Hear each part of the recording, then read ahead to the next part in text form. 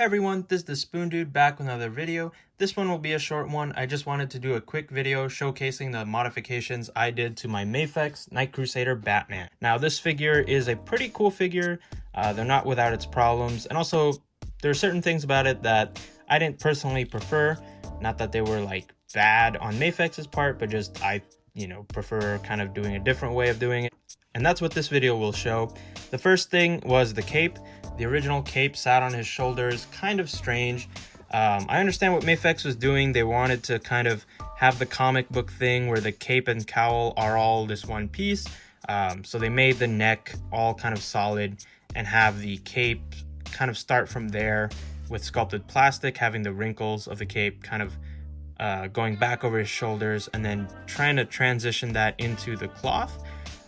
I don't really love the way that comes across though, because it means you're kind of limited with posing the cape. You'll always have like the cape wrinkling back over his shoulders, even if you're trying to kind of like pose the cape more draped down or something like that, which you can't really do anyway with this particular cape. I opted to get a custom cape by OT Customs. I've bought capes from him before and other like custom pieces as well.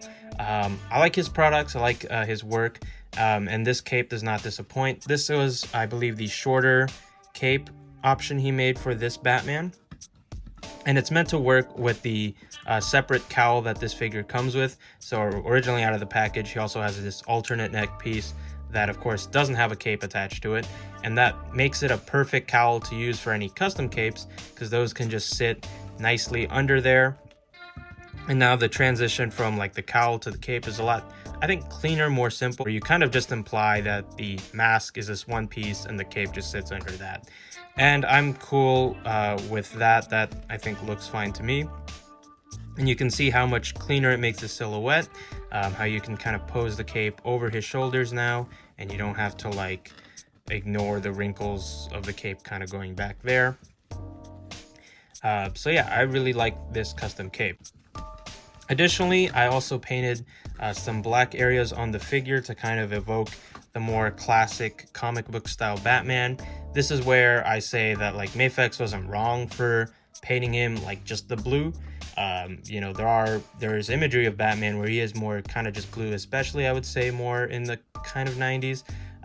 But I did want that more 70s, 80s style with the black over the face of the cowl like that, and then the black on the trunks. I was following this DC, I think is like a style guide. It's like very classic looking image of I think is a Jose Garcia Lopez Batman. And they only had the black on the face and the trunks. So I referenced that in painting this. So you can see I got the trunks there. I picked out the wrinkle lines to still be seen with the blue there. And then I painted the face as well. I wanted it to have that comic booky shading aesthetic, so I tried to have that kind of shaky edge where the black meets the blue to kind of imply that it's like just someone inking it. And there's the face there, so pretty happy about that. I also cleaned up the black on the logo, used a wash to kind of get the line around there. It's a little bit muddier than I'd like because it was a paint wash, but I'm still happy with how it looks. I think it looks a little bit nicer than it did before. I used the gloss black for the actual bat there, which is kind of a deeper black than the black it was originally, so that helps it to kind of pop out more. And also, of course, the different finish helps it to stand out from the more kind of matte look the rest of the figure is. And I say that while, of course, on camera he looks kind of shiny under all the lights, but in person he is more kind of matte finish. And then I did also paint the gold on the belt buckle. That's not necessarily accurate to like the comic art and stuff. Usually it is just the yellow, so MAFEX is fine for painting it like that. But me personally, like I saw that detail there and I was like, that wants to be a different color, so I went with the gold on the buckle.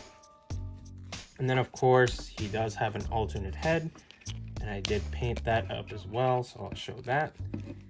So there's the taller eared Batman. I'm Biggie's Batman. And I'm fairly happy with how this looks. I think I could redo the way the wrinkles look around there that looks maybe kind of weird. But I do like the way the black makes the eyes pop a little bit more. So yeah, that's that head sculpt. I also separated the belt from the trunks in the back here. So originally the belt is pegged in and glued to the trunks there, and the belt like sits fairly low, which is accurate to the like 90s style Batman they're going for. But if you look at like more classic old school imagery of superheroes, Batman, Superman, all that, they usually have the belt kind of riding up a little bit higher, and then the trunks end up looking taller. So that's more of the kind of old school look, and I did want to try to see how that looks on this figure. So by undoing the belt back there, I have the ability to kind of raise and lower it as I see fit. So depending on how I want this Batman to look, I can approximate more of that like old school aesthetic with the belt riding up higher. So that's also something I was messing around with.